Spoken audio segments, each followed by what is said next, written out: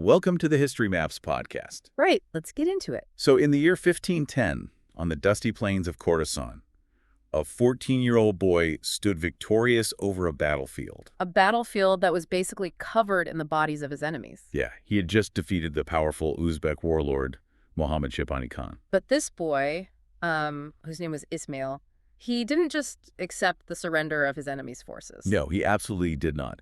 He ordered Shahbani Khan's body to be dismembered. Right, and he had the warlord's skull removed, cleaned, dipped in solid gold, and then turned into a wine goblet. Which he then just proudly passed around at his victory banquets. It's brutal, but it was this calculated, highly theatrical broadcast to the entire known world that a terrifying new power had arrived. Exactly, and we are looking at a period of history where nations weren't just slowly blended together over centuries. No, they were forged in the sudden, blinding heat of a political crucible. So our mission today is to unpack this deep dive into the sources. We're looking at the complex 225-year history of the Safavid Empire. Right, stretching from 1501 to 1736. And for you listening, we want to examine the exact mechanisms by which a single dynasty laid the physical foundation for modern Iran. Yeah, how they established its geographical borders and permanently altered the religious and geopolitical landscape of the entire Middle East. We are digging into military dispatches, encyclopedic records of theological shifts, and, specialized economic journals. Things detailing these massive international trade monopolies just to really understand the architecture of Safavid power. So to figure out how the Safavids ruled such a vast empire, we first have to look at how they started. Which is maybe the most interesting part. They didn't start as a royal bloodline at all. No, they began as a rural religious fraternity. They really did. The foundational architecture of the Safavid state begins with the Safaviya. And that was a Sufi mystical order, right? Exactly. It was founded in the city of Ardabil, which is nestled in the mountains of northwestern Iran, right around the year 1300. And the founder was a respected ascetic named Sheikh Safi al-Din. Yeah. And for the first century of its existence, the Safaviya was exactly what you would expect from a Sufi order in that era. Meaning it was contemplative, peaceful, focused on spiritual guidance. Right. Asceticism and local community leadership. I want to pause on their origins for a second because the demographic background of this order is notoriously fluid in the sources. Oh, absolutely. Like if you try to pin down their exact ethnic identity in the early 14th century, the historical record gets incredibly murky. It is highly ambiguous and intentionally so later on. Early records indicate the founders were of Iranian stock. Very likely of Kurdish extraction. Right? Yes. But the region of Ardabil was this massive linguistic and cultural crossroads. So by the time the Safavids actually seized imperial power 2 centuries later, things had changed.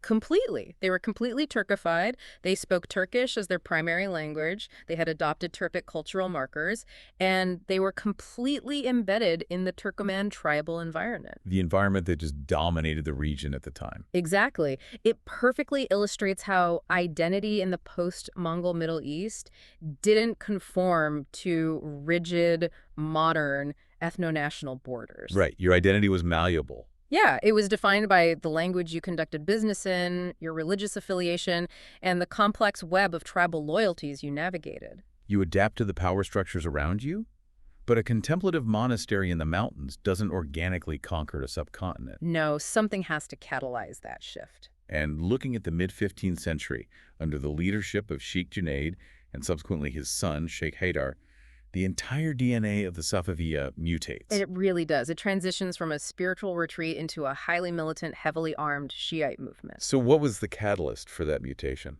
Honestly, it was the sheer geopolitical chaos of the era. If we look at the period following the collapse of the Mongol Ilkhanate in the 14th century, the Iranian plateau and Anatolia were effectively a massive power vacuum. Because there was no centralized hegemony. Right. Instead, you had various regional dynasties and nomadic confederations like the Karakuyunlu and the Aku-Kuyunlu locked in a perpetual cycle of warfare for supremacy. And in an environment of constant insecurity like that, a purely passive spiritual order is incredibly vulnerable. Exactly.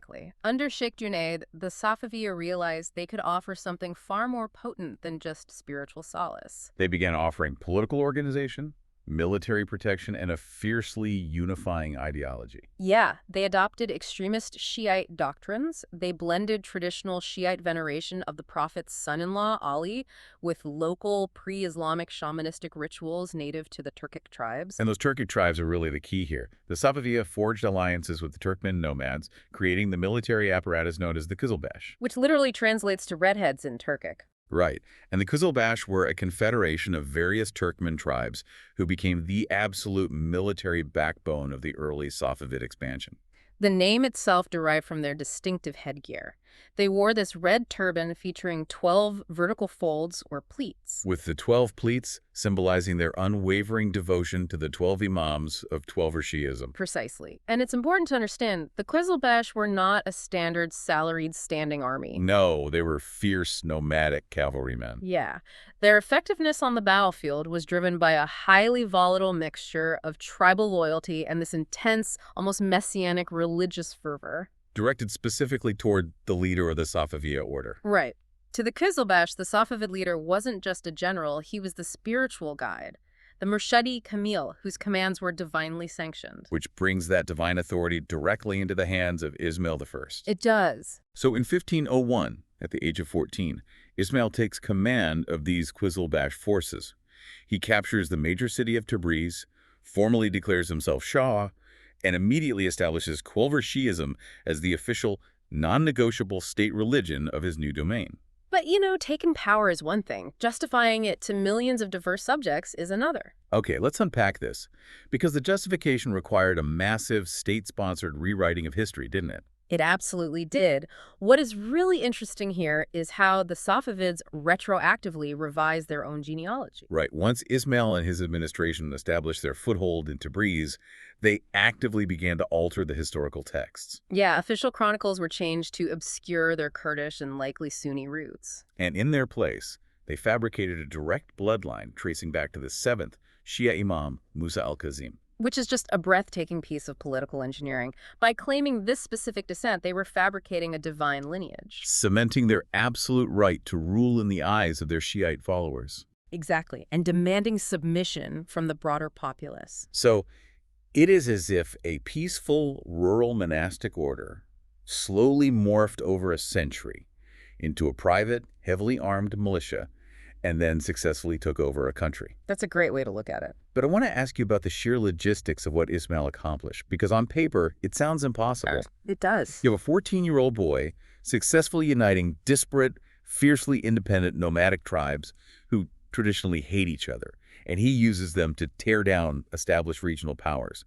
How does a teenager actually maintain operational control over hardened warlords? Well, it was deeply rooted in the psychological hold Ismail cultivated over the Qizilbash. He weaponized esoteric theology. Meaning to the tribesmen, Ismail was essentially a semi-divine figure. Oh, totally. Some extreme factions viewed him as the literal representative of the hidden imam on earth, or even an incarnation of the divine essence. And Ismail actively fed this narrative, didn't he? He did.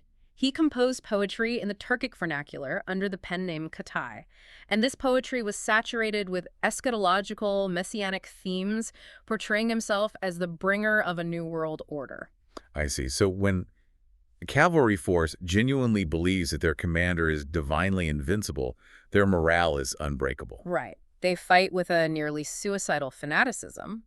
Ismail offered them a compelling triad spiritual salvation in the next life, vast plunder in this life, and a unifying holy purpose against their regional rivals. But when you declare Twelver Shi'ism as the official state religion and you back it up with militant fanaticism, you are drawing a massive target on your back. You really are. The Safavid state immediately transitions from internal consolidation to massive international conflict. Because they are completely encircled by powerful Orthodox Sunni states who view them as heretical upstarts. The ideological lines were drawn immediately. To the east, in Central Asia, you had the formidable Uzbek confederations. Yeah. And to the west, you had the colossal, highly bureaucratic, and expanding Ottoman Empire. The early Safavid state was fighting a two-front war for its right to exist. So we mentioned the Eastern Front earlier with the Gilded Skull. That was the Battle of Merv in 1510. Yeah, where Ismail's forces confront the Uzbeks under Muhammad Shaybani Khan. How did that actually play out on the ground? Well, the Battle of Merv was a textbook demonstration of Qizilbash tactics. The Safavid cavalry utilized their extreme mobility, feigned retreats, and absolute fanaticism to ambush an Uzbek force. And they completely enveloped a force of around 28,000 men. The slaughter was absolute. Shah Khan was killed, which allowed Ismail to secure the incredibly vital and wealthy eastern region of Khorasan. And this victory temporarily neutralized the threat of Sunni Uzbek incursions. Exactly, and solidified Ismail's reputation as a divinely guided, invincible warlord. But the Western Front presents an entirely different reality. This is where the archaic nature of the Qizilbash runs headlong into the modern era. It's a harsh wake-up call. The ideological rivalry with the Sunni Ottoman Empire culminates in the Battle of Chaldiran in August of 1514. And the logistics and troop numbers of this battle explain everything about the next century of Middle Eastern geopolitics. Chaldiran is a watershed moment in military history. The Ottoman Sultan, Selim I, recognized the existential threat the Safavids posed. Not just militarily, but ideologically, right? Yeah, because Safavid sympathizers were actively stirring up rebellions within Ottoman Anatolia, so Selim mobilized an enormous force. The sources estimate between 60,000 and 100,000 troops. But the sheer numbers were secondary to the technology.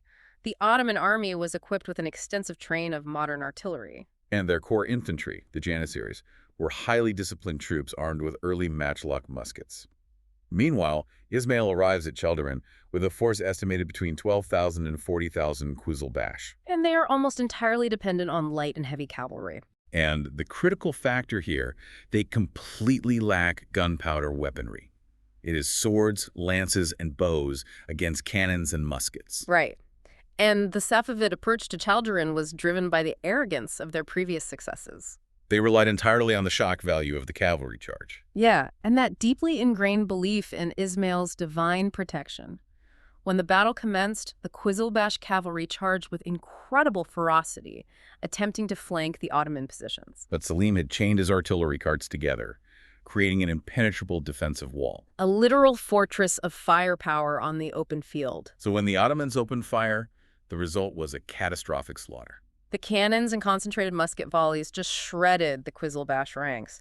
The noise, the smoke, the devastating impact of lead and iron, it was something the nomadic cavalry had never experienced on that scale. Safavids suffered devastating losses. Yeah, including a significant portion of their elite tribal leadership. The Ottomans routed the Safavid army, temporarily occupied the Safavid capital of the Breeze, and permanently annexed vast swaths of eastern Anatolia and northern Mesopotamia. It was a crushing blow. I want to focus on the psychological fallout of Chaldiran because your entire political legitimacy, your entire state apparatus is built on the premise that the Shah is a semi-divine, invincible figure protected by God. Right. What happens when that Shah is forced to flee the battlefield, wounded and defeated? How does the administration prevent the entire empire from dissolving overnight? It is the most critical survival test the state ever faced. Chaldiran completely shattered the aura of Ismail's invincibility. The psychological blow was so severe that Ismail reportedly fell into a deep clinical depression. He withdrew entirely from the daily administration of the state, ceased leading his armies in person, and turned heavily to alcohol. So why didn't the state collapse immediately? Really, for one primary logistical reason. The Ottomans overextended themselves. Selim's supply lines were stretched too thin across the harsh Anatolian terrain. And facing a harsh winter and potential mutiny from his own Janissaries, he was forced to withdraw from Tabriz. So the Safavids are essentially saved by geography and logistics, not by their own strength. Precisely. But the internal damage was permanent. Chaldiran exposed the fatal limitations of relying solely on nomadic, cavalry-based warfare against a modern, gunpowder-equipped empire. The Safavids realized that religious zeal and tribal honor could not stop a cannonball. Exactly. This realization forced a slow, agonizing, but absolutely necessary structural evolution upon the entire empire. The old way was dead. And the responsibility for building the new way falls to his successor. Because Ismail dies early, at the age of 36, leaving a traumatized state. Which leads to the reign of Shah Tahmasp I and this massive pivot away from tribal power. Tahmasp I inherited the throne in 1524, and he was only 10 years old. Right. A 10-year-old taking over an empire that has just had his military doctrine and its spiritual core completely shattered. The wolves must have been circling immediately. They absolutely were, and the wolves were his own commanders. The first decade of Tahmasp's reign was defined by brutal civil strife. because the Qizilbash tribal leaders no longer feared the divine wrath of the Shah. Yeah, they immediately began fighting amongst themselves to control the young monarch. They appointed themselves as regents, but they were acting as independent warlords. Treating the royal treasury and the provinces as their personal fiefdoms. Right. And this period of intense, bloody factionalism proved to Tahmasp as he grew older that relying on a confederation of volatile tribal leaders was a fatal structural flaw. If the state was going to survive, the power of the Qizilbash had to be broken. Exactly. To break them, Tahmasp enacts a fundamental shift in the architecture of the military. He creates a new institution known as the Ottoman Casa. Let's detail how this system actually worked, because it is pretty wild in its ruthlessness. Yeah, the Gulam system was a highly structured form of military slavery designed specifically to create a counterbalance to the Qizilbash. So during various military campaigns into the harsh terrain of the Caucasus region, Safavid forces systematically captured thousands of Christians. Primarily Georgians, Circassians, and Armenians. These captives, often taken as young boys, were brought deep into Iran. They were forcibly converted to Twelver Shi'ism and put through a rigorous state-run training program. They were taught Persian, educated in administration, and trained in modern military tactics. And by 1553, the administrative record suggests that over 30,000 of these individuals had been integrated into the Safavid military and bureaucratic apparatus. Which is a massive shift. If we connect this to the bigger picture, this introduction of the Gulam system marks a profound shift in Iranian statecraft. Okay, let's unpack this with an analogy. Mm-hmm. I look at the Qizilbash as being similar to independent franchise owners. Okay, how so? They have their own lands, their own revenues, and they only sometimes follow corporate rules when it aligns with their own interest. Yeah. Their loyalty is conditional. But this new Gulam army is entirely different. It's a direct, corporate-owned entity. They have been stripped of their families, their homelands, and their original religion. They have no local power base in Iran. That is the exact mechanism of their utility. Tahmasp initiated a transition from a tribal, blood-based aristocracy to a meritocratic, slave-origin, administrative elite loyal solely to the Shah. A Qizilbash warlord's loyalty was always divided between the Shah and his own tribe. Yeah. But a Gulam had no tribe. Their entire existence, their social status, their wealth, and their very lives depended solely on the favor of the Shah. Therefore, their loyalty to the central crown was absolute. Right, Tahmasp was effectively building a private, loyalist standing army to check the power of his own traditional military base. Alongside this military overhaul, Tahmasp executes a massive logistical and geographic shift. He decides to relocate the imperial capital from Tabriz to Qazvin. Which is a massive undertaking. We often talk about moving capitals as if it's just updating a map. But the sheer financial and logistical burden of moving a royal court in the 16th century is staggering. Why take on that cost? Well, survival dictates geography. Tabriz was geographically vulnerable. It was simply too close to the Ottoman border, and Chaldron proved that the Ottomans could reach it and occupy it. So moving the capital southeast to Qazvin around 1555. It involved relocating the royal archives, the vast harem, the treasury, and the entire bureaucratic machinery. But it put a crucial buffer of harsh mountainous terrain between the royal court and the constant threat of Ottoman invasion. Furthermore, it served a vital internal purpose. By moving away from the northwest, Tahmasp physically distanced the central government from the traditional pasture lands and power centers of the Turkic Qizilbash tribes. Signaling a shift toward a more centralized Persianate administrative model. Exactly. And this era of consolidation and structural reform under Tahmasp culminates in a rare moment of diplomatic pragmatism, the Peace of Amasya in 1555. The Peace of Amasya was a triumph of geopolitical realism over ideological pride. Tahmasp recognized the limitations of his recovering state. He knew he couldn't defeat the Ottomans in a prolonged offensive war, nor could he retake the lands lost at Chaldron. Right. The treaty formally stabilized the western border. The Safavids officially accepted the loss of Iraq and the crucial city of Baghdad to the Ottomans. But in return, they secured their hold on the wealthy provinces of Azerbaijan and the Eastern Caucasus. More importantly, the treaty ended the constant cross-border warfare. This peace held for the remainder of Tahmasp's exceptionally long 52-year reign, providing the empire with the vital breathing room required to institutionalize the Gulam system and rebuild the economy. Yeah. But there's a glaring vulnerability in the system Tahmasp built. Oh, definitely. The checks and balances between the old Qizilbash Guard and the new Gulam forces only worked because Tahmasp was a masterful, deeply engaged autocrat who spent decades manipulating those factions. The system wasn't self-sustaining. Right. This period of stability proves a fatal flaw in the Safavid design. The system of checks and balances relied entirely on the monarch playing factions against each other. When Tahmasp dies in 1576, we enter the crucible of succession. And without a competent Shah, the empire immediately fractured. The decade following Tahmasp's death is a masterclass in institutional decay. Because the power structure relied entirely on the personal authority of the monarch, the moment that authority was removed, the inherent tensions within the state exploded. It starts with the reign of Ismail II, which reads like a psychological horror story. He takes the throne after being locked in a remote fortress, Qaha, for roughly 20 years by his own father. Yeah, you cannot isolate a human being in a mountaintop prison for 2 decades. Surrounded by guards who might assassinate him at any moment and expect him to emerge as a well-adjusted, rational statesman. No, absolutely not. Ismail II's reign was defined by extreme paranoid violence. He immediately launched a massive purge of the royal family, ordering the execution of numerous royal princes, including his own brothers, to eliminate any potential rivals. And he then turned his wrath on the military, slaughtering hundreds of high-ranking Qizilbash commanders whom he suspected of disloyalty. And beyond the purges, he goes after the religious foundation of the state. He actively alienates the Shiite clerical establishment.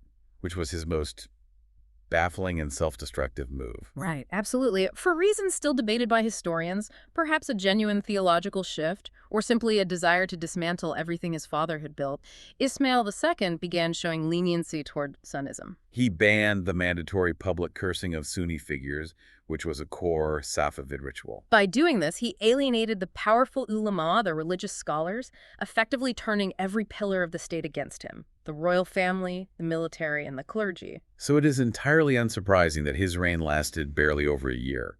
He was found dead in 1577, almost certainly poisoned by a coalition of Qizilbash emirs and his own sister. Right, and the throne then passes to Muhammad Qutbanda, who rules from 1578 to 1587. And if Ismail II was too aggressive, Qutbanda is the exact opposite. Muhammad Qutbanda was Tahmasp's eldest son. He had originally been passed over for the succession because he suffered from severe visual impairment, being nearly blind. And in the unforgiving political culture of the Safavid court, physical perfection was traditionally equated with the divine fitness to rule. Exactly. Beyond his poor eyesight, he possessed a deeply passive, malleable personality. He completely lacked the ruthless Machiavellian edge required to manage the warring factions of the court. But nature abhors a vacuum. If the Shah cannot or will not rule, the power doesn't just disappear. Someone else picks up the reins. Initially, that power was seized by his formidable consort, Mata Ulya. She attempted to centralize authority and control the Qizilbash, but her efforts were met with violent resistance, right? Yeah. The Qizilbash emirs, realizing the weakness of the Shah, orchestrated her assassination, strangling her in the royal harem. Wow, I mean, that is just intense.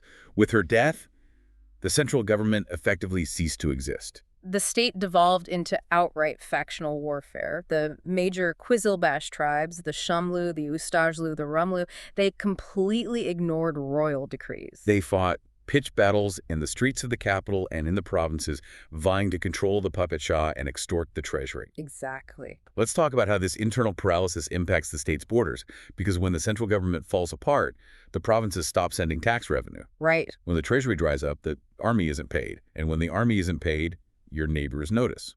The external consequences were immediate and catastrophic. The Ottoman Empire, keenly observing the chaos in Qazvin, broke the peace of Amasya and launched a massive invasion in 1578. They rapidly overran Safavid defenses, capturing crucial territories in the Caucasus, including Shirvan and Karabakh, and advanced deep into western Iran. Simultaneously, on the Eastern Front, the Uzbeks exploited the power vacuum to launch devastating raids into Khorasan, capturing the holy city of Mashhad. The empire was hemorrhaging territory on both fronts, the economy was paralyzed by warlord extortion, and the Safavid dynasty was teetering on the edge of total annihilation. It was a very dark period. But this decade of warlordism perfectly set the stage for a ruler who would permanently dismantle the decentralized power of the provinces. Yeah, I see this decade of warlordism as the necessary fever that burns away the old system. Yeah. The Qizilbash proved that their decentralized power was a fatal liability to the survival of Iran. This intense power vacuum necessitated the rise of Shah Abbas I. Which brings us to the Golden Age.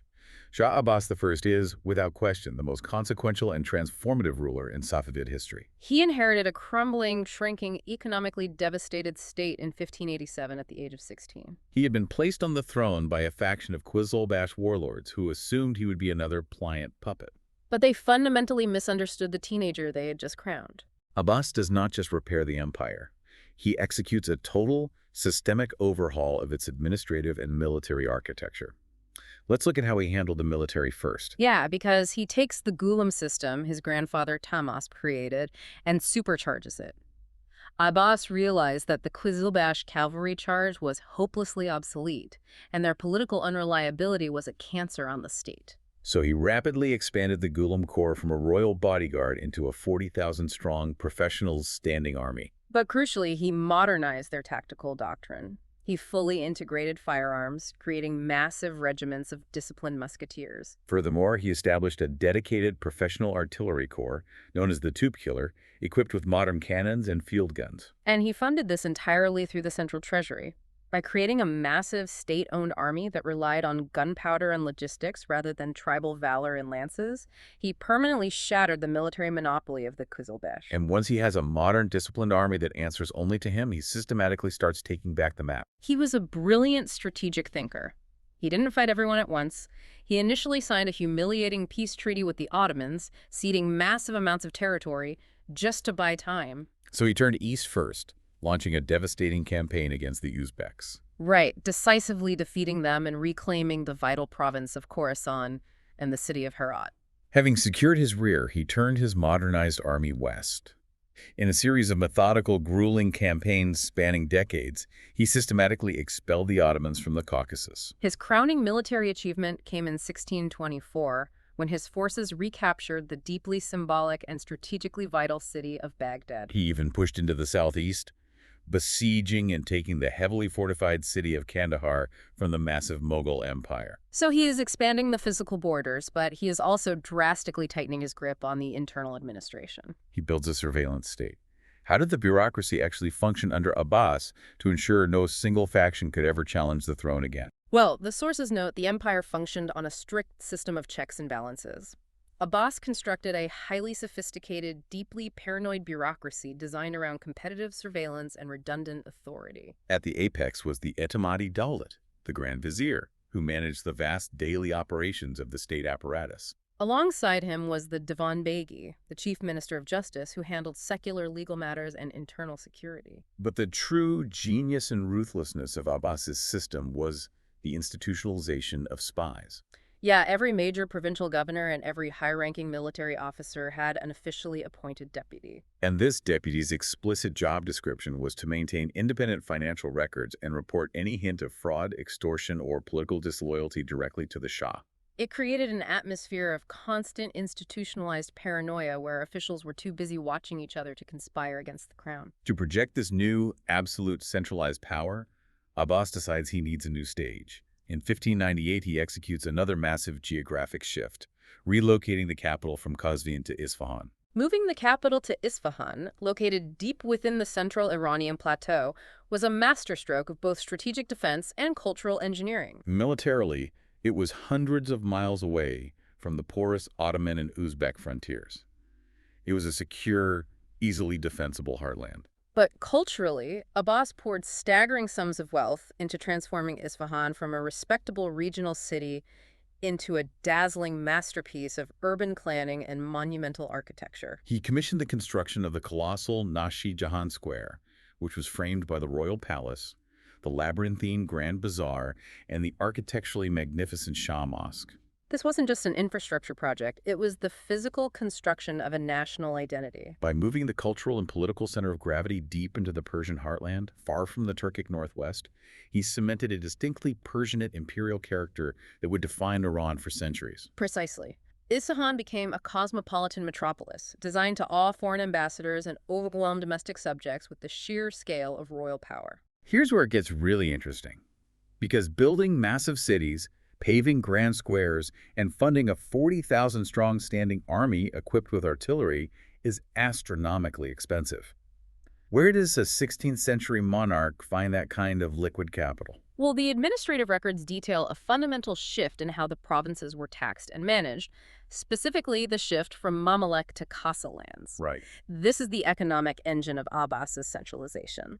Traditionally, the vast majority of the empire consisted of Mamluk, which were public or state lands governed by Qizilbash lords. Under the Mamluk system, the local lord collected the taxes, kept the vast majority to fund his own regional tribal militia, and forwarded only a token fraction to the central treasury. Abbas aggressively dismantled this system. He systematically converted vast swaths of the most fertile and wealthy provinces into Khasa or crown lands. Meaning the revenue bypasses the warlord entirely. Exactly. Khasa provinces were administered not by hereditary tribal leaders, but by royal commissioners appointed directly by the Shah. These commissioners collected the taxes and sent the revenues straight to the central treasury in Isfahan, drastically increasing the crown's hard currency. But there's a glaring long-term economic flaw here. Centralized wealth is fantastic for building mosques in Isfahan, but these royal commissioners had no permanent ties to the land they were taxing. Right. That is the inherent danger of a purely extractive bureaucracy. The royal commissioners were often given short tenures. They had no long-term stake in the agricultural prosperity of the region they governed. Their only mandate was to meet the central government's grueling revenue quotas. This structure inherently incentivized predatory taxation.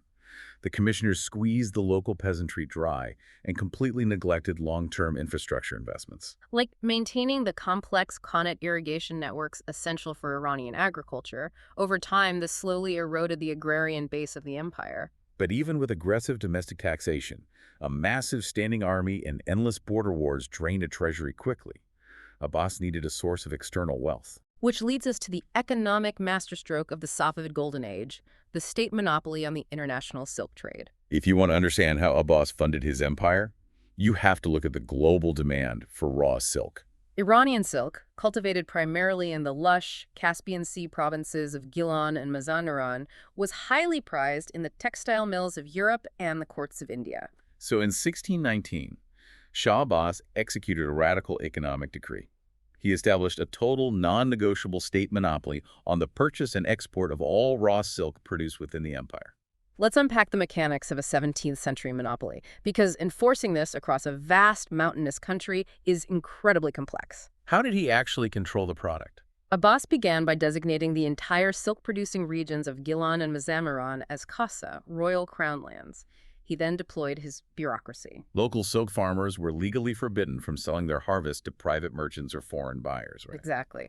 Instead, state agents purchased the entire annual silk crop at fixed, artificially low prices dictated by the crown. The state then transported this silk to central hubs and sold it to European and Indian merchants at highly inflated international market rates. The crown captured the entirety of the profit margin that previously went to local middlemen. The revenues were astronomical. Historical estimates suggest that during peak years, the royal silk monopoly accounted for roughly a third of the entire state's income. But controlling the raw material is only half the battle. You need a highly skilled international distribution network to move the product and negotiate the sales. And Abbas doesn't just build a network, he forcibly relocates one.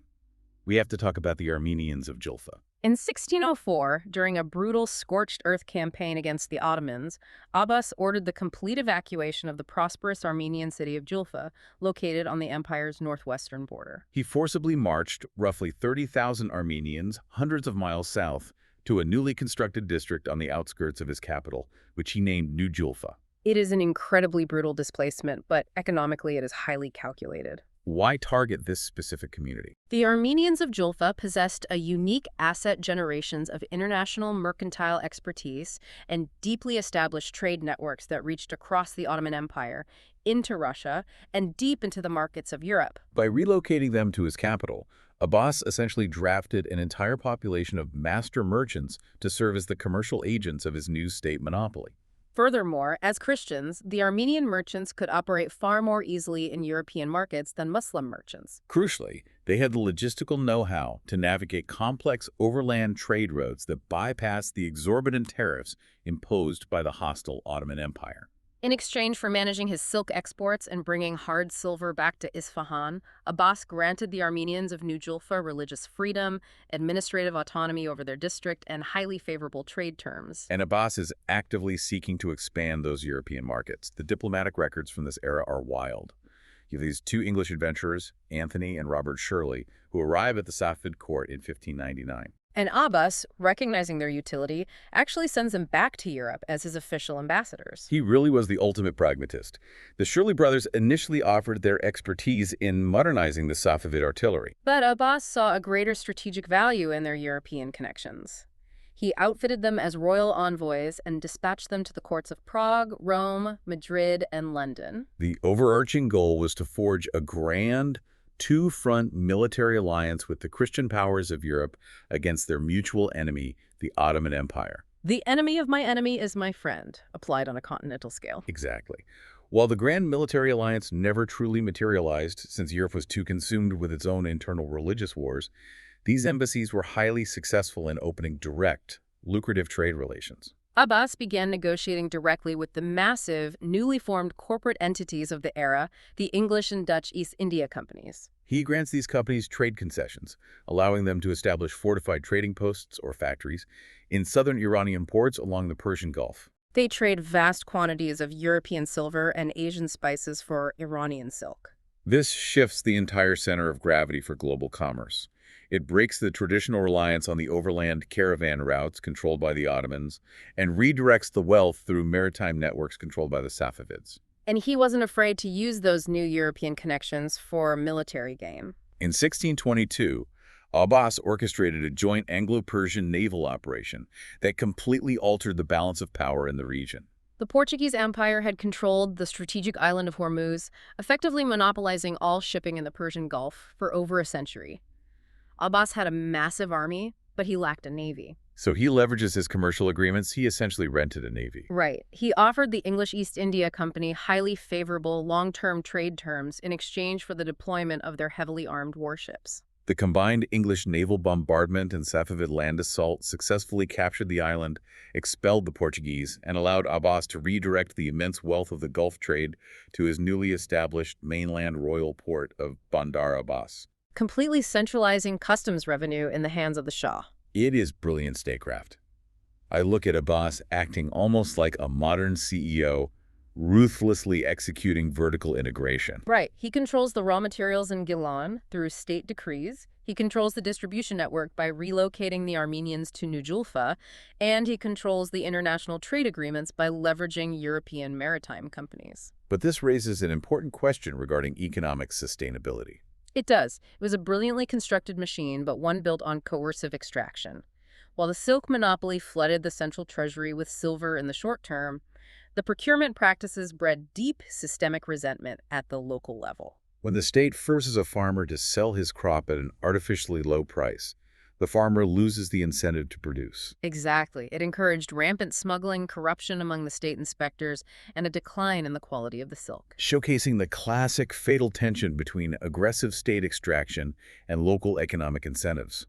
When the central government monopolizes all the profit, the foundational industry eventually hollows out.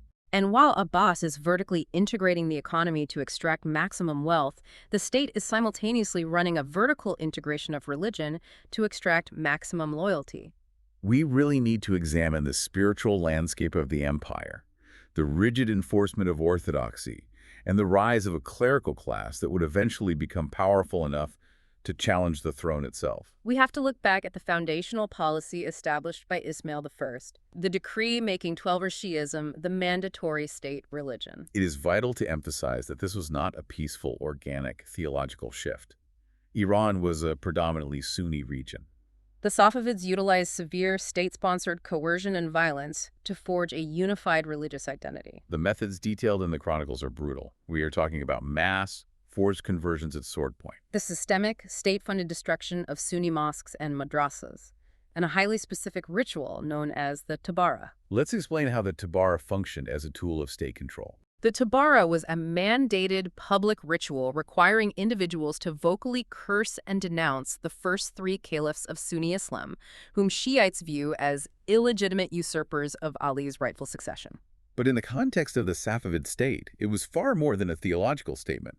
It was a high-stakes loyalty test. State agents would walk through public squares and bazaars demanding that citizens perform the tabara. If you refused or hesitated, you were immediately identified not just as a religious heretic, but as an enemy of the state, a potential Ottoman sympathizer, and you were subject to execution. It was a strict mechanism to enforce absolute ideological conformity and root out dissent. But to build a lasting theological empire, you need more than just thugs in the bazaar demanding loyalty. You need an intellectual framework. You need laws, courts, and scholars. And the early Safavids faced a major logistical problem. Iran largely lacked a native class of highly educated Twelver Shiite scholars. So to solve this intellectual deficit, the Safavid state began importing prominent ulama, high-ranking religious scholars, from established centers of Shiite learning outside of Iran. The most significant influx came from the region of Jabal Amil in modern-day Lebanon, as well as scholars from Bahrain and southern Iraq. The state offered these scholars immense prestige, land, and power in exchange for migrating to Iran and building the legal and educational infrastructure of the new Safavid orthodoxy. And these imported scholars quickly established a complex, dual legal system that divided authority between the sacred and the secular. The judicial landscape was bifurcated. On one hand, you had the Sharia courts. These were overseen by the Sadr, the chief religious administrator who was appointed directly by the Shah. The Sharia courts, managed by the clerics, handled matters of personal status, family law, inheritance, and the management of religious endowments. On the other hand, you had the Urf courts. These operated under secular, customary law and royal decrees. Overseen by the Divan Begi, the Minister of Justice, the Urf courts handled matters of state security, military discipline, and major criminal offenses. Wait, hold on. The Safavid Shahs built this entire empire on the claim that they were the shadow of God on earth, the ultimate divine authority. How did they deal with a newly wealthy clerical class that claims the exclusive right to interpret religious law? That's the tension. Initially, they viewed the clerics as useful, dependent tools of the state. The Shah appointed the highest religious officials, so he assumed he controlled them. However, the clerical class did not remain dependent on the royal treasury.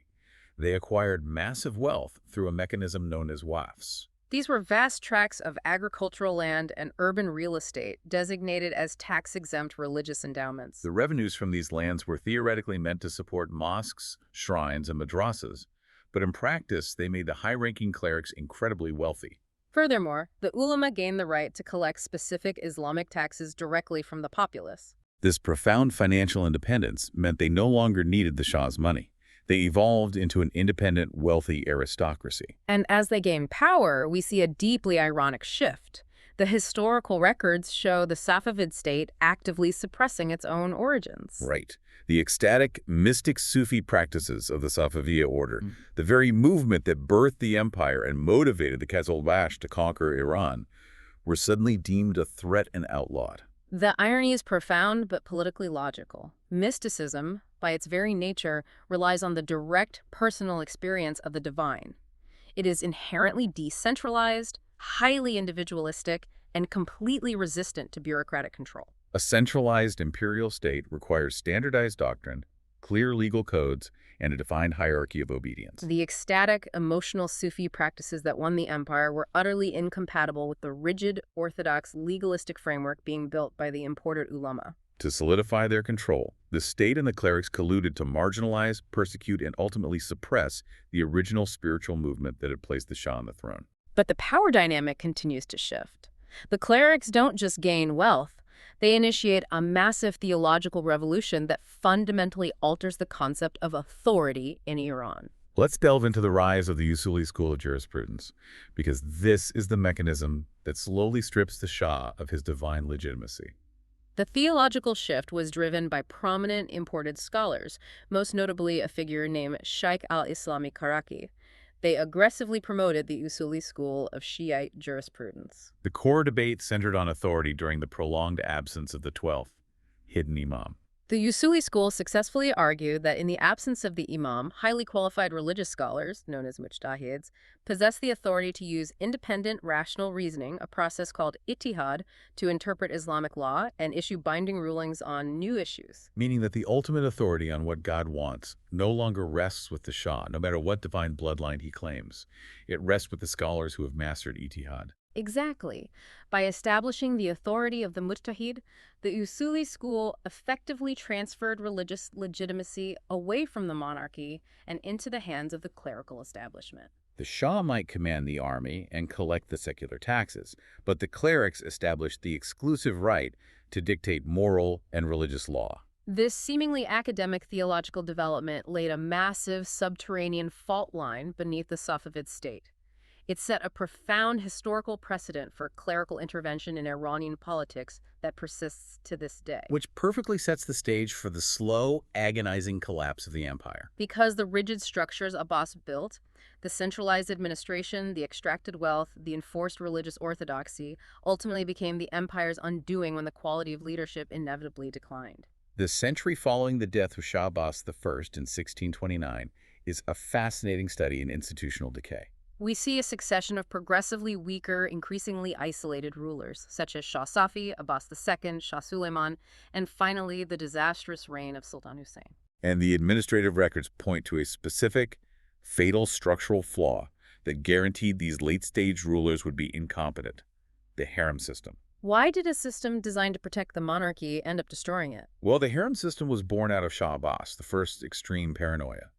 Having overthrown his own father, Abbas was terrified of his sons doing the same to him. Traditionally, Safavid royal princes were sent to the provinces as governors, accompanied by experienced tutors and military commanders, to learn the practical arts of statecraft, diplomacy, and warfare. Abbas ended this practice. To prevent rebellions or them building regional power bases, he decreed that all royal princes must be locked away in the royal harem. They were raised entirely by eunuchs and courtwomen, completely isolated from the political, military, and economic realities of the empire. It is a recipe for catastrophic leadership. When a Shah dies, the new monarch emerges from a luxurious prison to take absolute control of a complex international empire with zero practical experience. They possess no understanding of logistics, no experience commanding troops, and no ability to navigate the complex factional politics of the court. Consequently, these late Safavid Shahs were entirely reliant on and easily manipulated by the various entrenched factions within the palace. The powerful eunuchs, the women of the harem, and the increasingly influential high clerics. The forceful, centralizing authority that the entire administrative apparatus required to function simply evaporated into court intrigue. While the leadership rots from the inside, the economic foundation of the empire begins to crumble from the outside. The global landscape is shifting, and the silk monopoly is no longer the infinite well of silver it once was. The global economy was rapidly modernizing, and the Safavids failed to adapt. The massive European maritime powers, particularly the Dutch and the English East India companies, began to establish highly efficient naval trade routes that bypassed the Middle East entirely. More critically, they found cheaper, more abundant sources of raw silk in Bengal and China, drastically reducing European demand for Iranian silk. And without that massive influx of European silver, the entire state apparatus starts to seize up. To mask the growing currency crisis, later rulers, particularly under Abbas II, began relying heavily on bartering goods with foreign merchants rather than demanding payment in silver coin. While this maintained the superficial volume of trade in the short term, it masked deep systemic economic vulnerabilities and entirely depleted the state's hard currency reserves. The crown simply had less money to pay the bureaucrats, maintain the infrastructure, or, most importantly, fund the massive Ghulam standing army. And without consistent funding or competent leadership, military stagnation sets in. The Ghulam army, which was once the terror of the region, loses its edge. They devolved from a highly disciplined fighting force into a bloated, corrupt administrative class. And because Shah Abbas I had so thoroughly broken the military power of the tribal Qizilbash, there were no loyal, battle-hardened regional militias left to defend the frontiers. The empire's borders, once fiercely defended, became incredibly porous. The entire state had become an over-sterilized biological system. By completely removing all internal threats and centralizing all power, the state lost its immune system. It was utterly unprepared when a new virus appeared on the frontier. which brings the entire magnificent structure crashing down.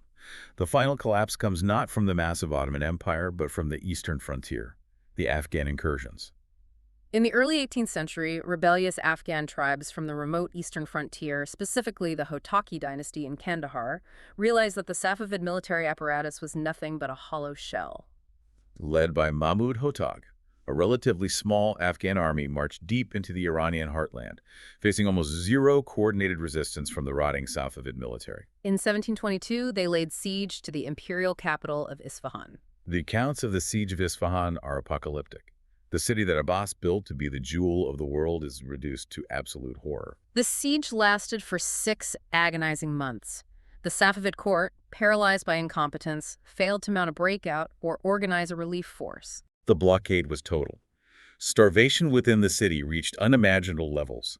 Primary sources detail citizens eating street dogs, leather bark, and eventually resorting to widespread cannibalism.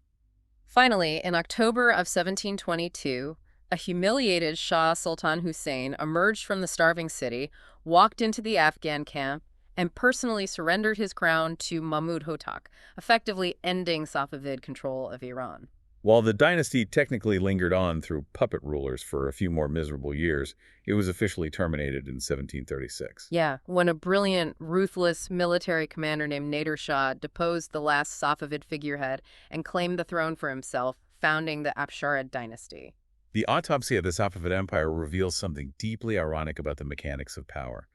I look at the lead Safavid Empire like an incredibly ornate, massive building where the foundation is slowly turned to sand. It looks magnificent from the outside until a single strong wind brings the whole thing down. They fell victim to their own success.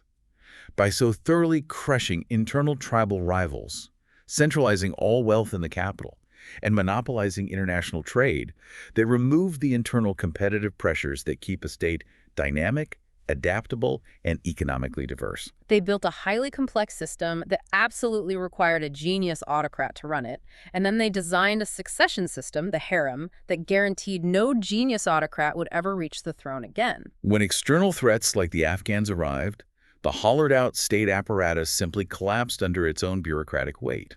We've covered over 2 centuries of intense transformative history. We've traced the improbable journey of the Safavids from a contemplative regional Sufi order in the mountains of Ardabil to an absolute economic and military powerhouse. We have examined the precise mechanisms they used to centralize administration, monopolize global trade with the silk industry, and completely redefine the geopolitical map of the Middle East. So what does this all mean? The enduring legacy of the Safavids is foundational to understanding the modern world. Geographically, their grueling, century-long wars with the Ottomans in the west and the Uzbeks in the east hammered out and largely established the modern borders of the Iranian nation-state. Administratively, despite their ultimate collapse, they created a lasting bureaucratic tradition of highly centralized Persian governance in the region. But most profoundly, by violently enforcing Twelver Shi'ism, they permanently forged a distinct, rigid, national and religious identity. They created a Shiite island and a Sunni sea, an ideological division that continues to dictate the geopolitical reality, the alliances, and the conflicts of the Middle East today. Which leaves you listening with a final thought to mull over. The Safavids used a strict, state-mandated religious ideology to forge a unified national identity out of a completely fractured landscape. It was the intense, violent heat of that crucible. This method certainly insulated them from their neighbors and allowed them to rapidly build a highly centralized, powerful state. But it also created rigid internal orthodoxies that ultimately outlasted the empire itself. Looking at the world today, how much of modern statecraft still relies on creating a distinct us versus them through strict ideological or religious lines? And what are the long-term structural costs to a society that chooses to forge its unity artificially? Thank you for listening. History Maps. Learn history visually.